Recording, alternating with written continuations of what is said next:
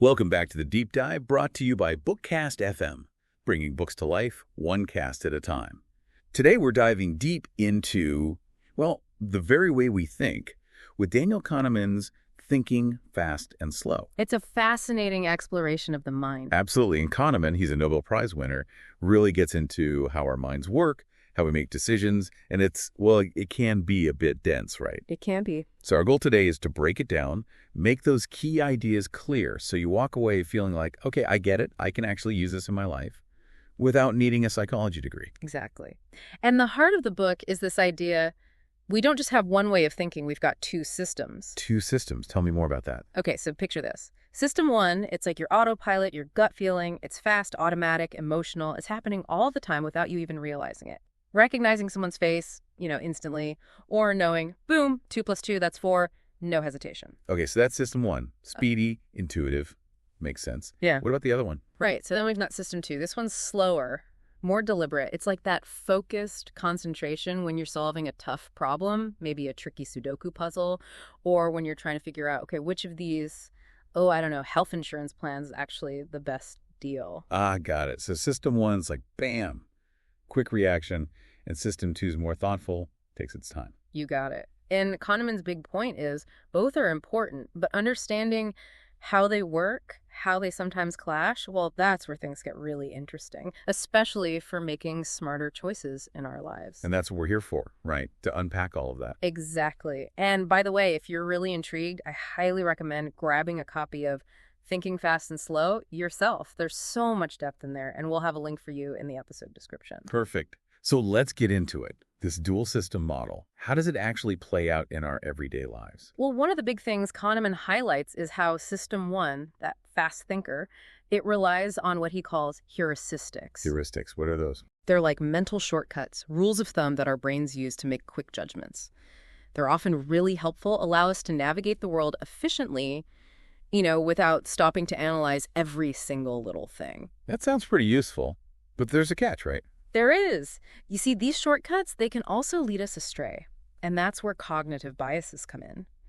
These are systematic errors in our thinking that arise because of those heuristics, those mental shortcuts. Oh, interesting. So it's like those shortcuts can sometimes trip us up. Precisely. And it's not just random mistakes, they're predictable patterns of error. Think about overconfidence.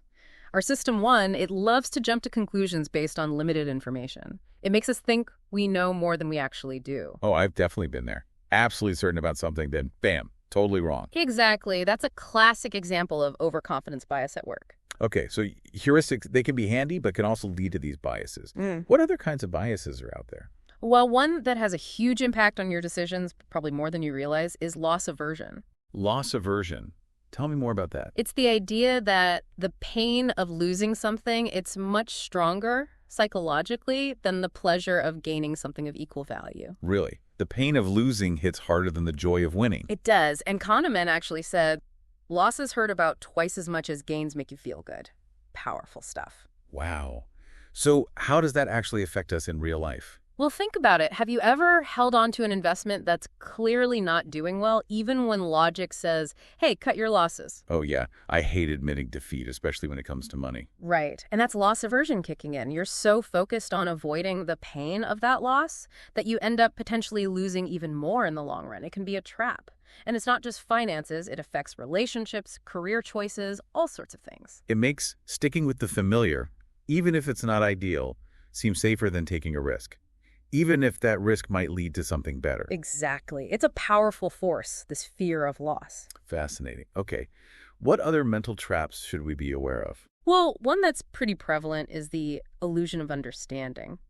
You know that feeling after something happens, you look back and think, oh, I totally saw that coming. Oh, yeah, all the time. Yeah. Like, of course that happened. It was obvious.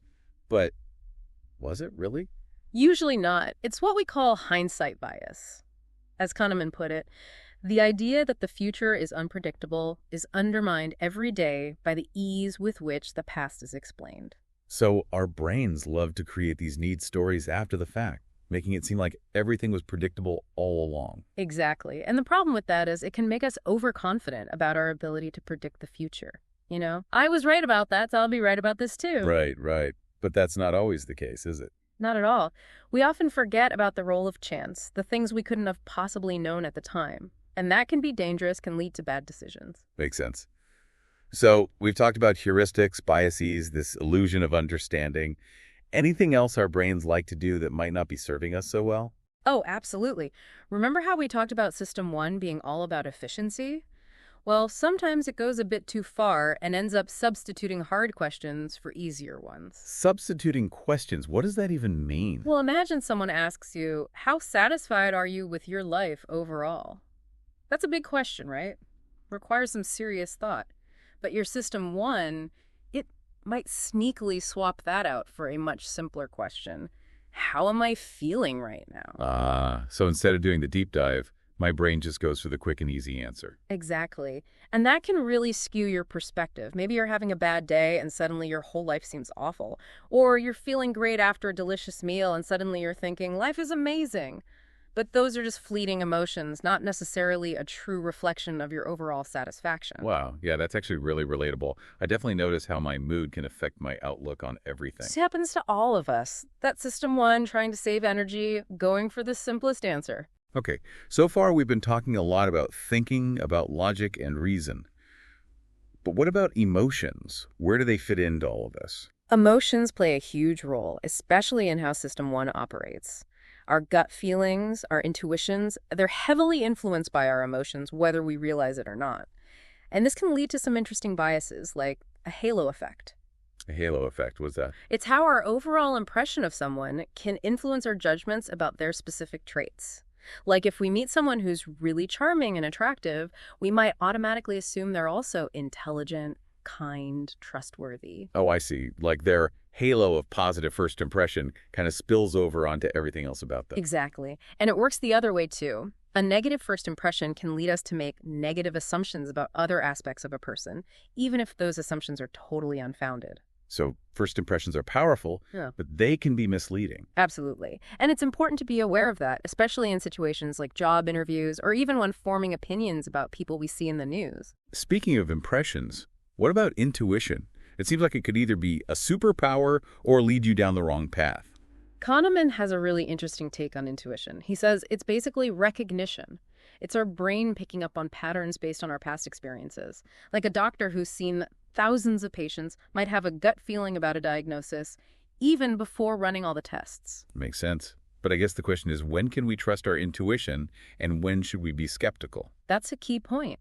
Kahneman cautions that even experts, people with tons of experience, their intuition can be unreliable in unpredictable environments. So a chess master's intuition about the next move is probably pretty good. But a financial expert trying to predict the stock market, not so much. Exactly. Chess is very structured, predictable, with clear feedback. The stock market, well, it's anything but. So expertise matters, but so does the context. Now, you mentioned earlier how easily our thinking can be swayed by things like presentation. Can you elaborate on that a bit more? Yeah, so Kahneman talks about this idea of cognitive ease. It's basically how smoothly our brains process information. And the easier something is to process, the more likely we are to believe it's true and accept it without much critical thinking. So if something's presented clearly and simply, we're more likely to go with it. Exactly. And there are a lot of factors that can influence that ease. Repetition, for example. The more we hear something repeated, the more familiar it becomes, and the more likely we are to believe it, even if it's not actually true. Oh, so that's how propaganda works. Keep repeating the message over and over again. It's one way, definitely. And it's not just about what's being said, it's also about how it's presented. Clear fonts, simple language, even being in a good mood can all make us more receptive. It's like those infomercials, all bright and cheery, trying to make you feel good while they sell you something. Exactly. On the flip side, when information is difficult to process, like if it's full of jargon or complicated language, our brains have to work harder. And that triggers something called cognitive strain. So, cognitive ease, we're happy, accepting things readily. Cognitive strain, we get suspicious, more critical. Right. And that's when our System 2 kicks in, that slower, more deliberate thinker, to analyze things more carefully. Got it. So, clarity and simplicity are important for communication. If you want someone to understand and trust your message, don't bog them down with unnecessary complexity. Exactly. Keep it simple. Good advice. Now, earlier you mentioned something called the anchoring effect. I'm curious to hear more about that. Anchoring. It's a fascinating one.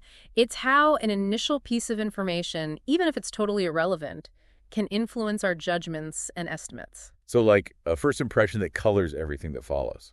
Kind of, but it's more specific than that. Like, let's say you're negotiating the price of a car. The seller throws out a really high number first. Even if you know it's way too much, that number, that anchor, it's going to affect your perception of what's a reasonable price. You'll likely end up paying more than you would have if they'd started lower. Oh, wow. So those initial numbers, they really matter. They do, and it happens in all sorts of areas, not just buying and selling. Salaries, legal judgments, even just estimating things like the number of jelly beans in a jar. That first number you hear, it creates a mental anchor, even if it's totally random. Interesting. So being aware of those anchors, those initial numbers, it's crucial for making smart decisions. Absolutely.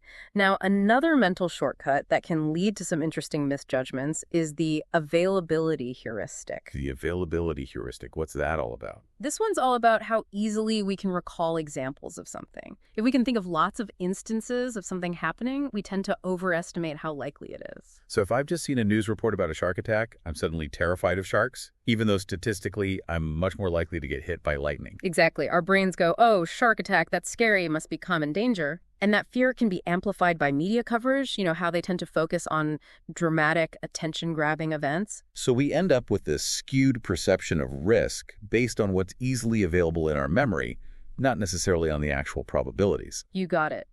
Vividness and emotional impact, they play a big role in what we remember. And that, in turn, influences our judgments about likelihood.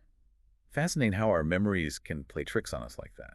So, availability heuristic, that's when we overestimate something based on how easily we can recall it. What other heuristics do we use? Well, there's the representativeness heuristic, which is all about how we rely on stereotypes and prototypes when making judgments.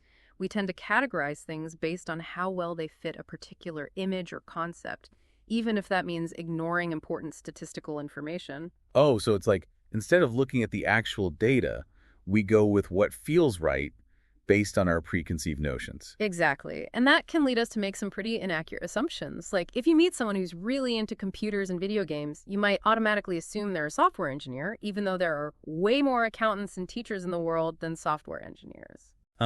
So we jump to conclusions based on how representative someone seems of a particular category, rather than considering the actual probabilities. Exactly. And that can be particularly problematic when it comes to things like hiring decisions or forming first impressions of people. Okay, so we need to be cautious about relying too heavily on those stereotypes and prototypes. Absolutely. It's important to step back and look at the bigger picture, consider the base rates, the actual statistical likelihood of something, rather than just going with our gut feeling. Speaking of gut feelings, you mentioned a conjunction fallacy earlier. What was that all about?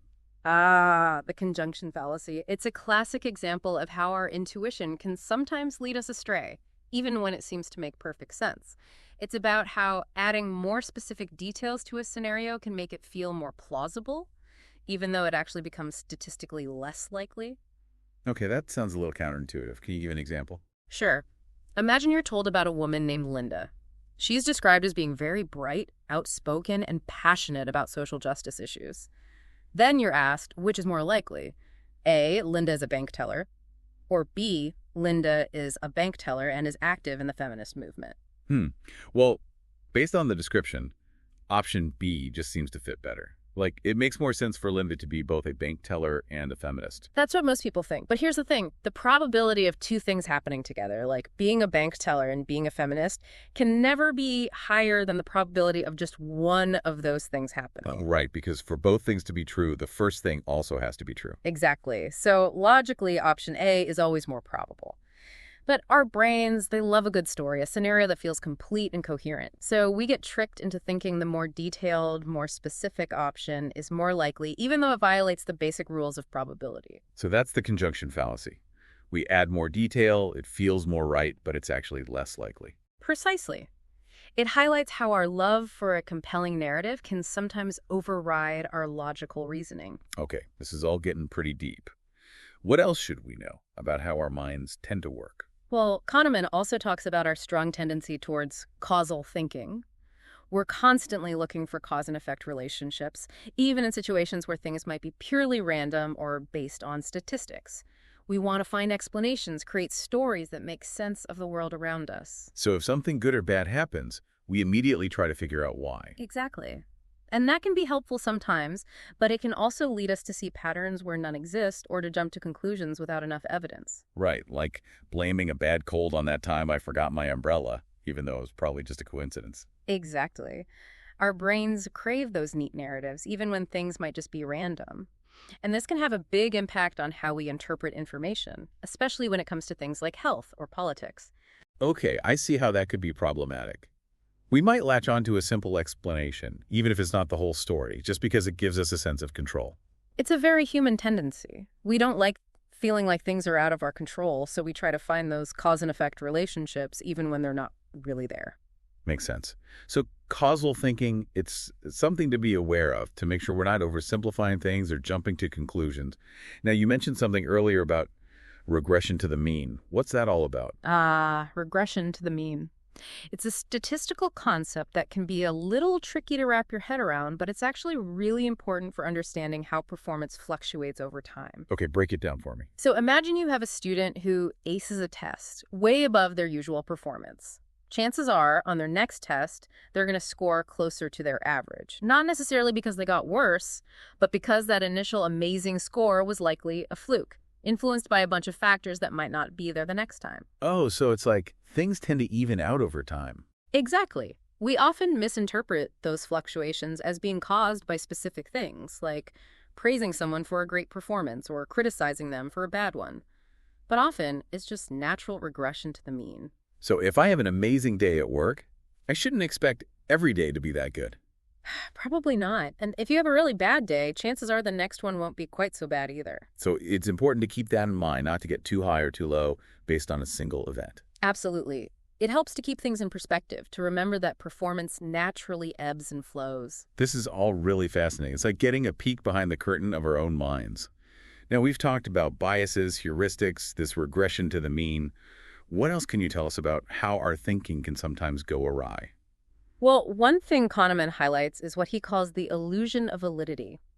It's our tendency to overestimate the accuracy of our own judgments and predictions, even when there's evidence that suggests we might be wrong. So it's like our brains are convinced we're right, even when we're not. It's kind of like that. We crave certainty, and our system one, it loves to create those neat, coherent stories that make us feel like we understand what's going on.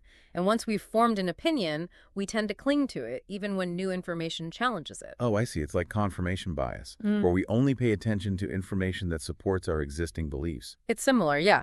We selectively filter information to maintain that sense of coherence, that feeling of being right. And that can be dangerous, especially in areas like investing, where we might be making decisions based on gut feelings rather than a realistic assessment of the situation.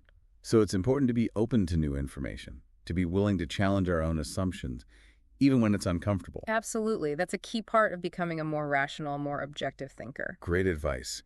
Now, we've been talking a lot about intuition and gut feelings. Huh. But what about logic and reason? Where do they fit in? That's where system 2 comes in, that slower, more deliberate mode of thinking. Kahneman's research suggests that in a lot of situations, simple formulas and algorithms can actually outperform human intuition, even the intuition of experts. Really? So crunching the numbers can sometimes be better than relying on our gut. It can. Our intuition, as we've seen, can be influenced by a lot of biases and heuristics. Formulas, on the other hand, they follow consistent rules. They're not swayed by emotions or irrelevant details. But don't we always hear about how important it is to trust your gut? It depends on the situation. Kahneman argues that expert intuition, it can be very reliable in predictable environments where there's clear feedback. Like that chess master we were talking about earlier. Exactly. But in areas where there are tons of variables, where the feedback is delayed or ambiguous, well, intuition is much less reliable. So for complex, unpredictable situations, a formula might actually be a better guide. It might. It sounds counterintuitive, but the research supports it. Interesting. So sometimes we need to put aside our gut feelings and trust the data, the algorithms. Now, you mentioned earlier something about taking an outside view when making predictions. What did you mean by that? The outside view. It's a powerful tool for overcoming something called the planning fallacy. The planning fallacy. Tell me more about that. It's our tendency to underestimate how long it'll take us to complete tasks and projects. We get so focused on the details of our own plan, on our own abilities, that we tend to ignore how often things go wrong, how often projects run late or over budget. Oh yeah, I've definitely been there. So optimistic at the start, then reality hits and everything takes way longer than I thought. That's the planning fallacy in action. We get stuck in that inside view, focused on our own specific circumstances. The outside view, it forces us to step back and look at the bigger picture. So instead of just focusing on my own plan, I should look at what typically happens in similar projects. Exactly. What's the average completion time? What are the common challenges and setbacks? Taking that outside view helps us create more realistic and often more accurate predictions. So it's like learning from the experience of others, not just relying on our own potentially biased perspective. Exactly. It can be humbling, but it can also save you a lot of time and frustration in the long run. Okay, now I want to talk about something that's always fascinated me, happiness. Where does happiness fit into all of this? Kahneman delves into this too, exploring the different ways we experience and remember happiness. He distinguishes between our experiencing self and our remembering self. Our experiencing self and our remembering self. That's an interesting distinction. It is. The experiencing self, it's all about how you feel in the moment, the actual sensations of pleasure or pain. The remembering self, it's the one that tells the story of your life, constructs the narrative based on your memories. And those two selves, they don't always agree, do they? They don't. And that can lead to some interesting discrepancies in how we evaluate our happiness.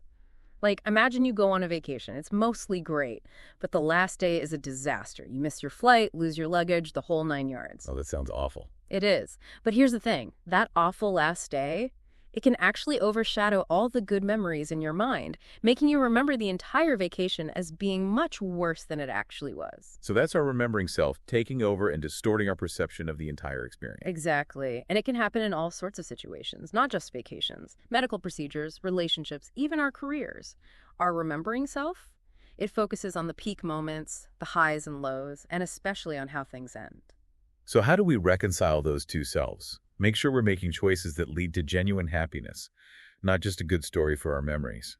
That's the million-dollar question, isn't it?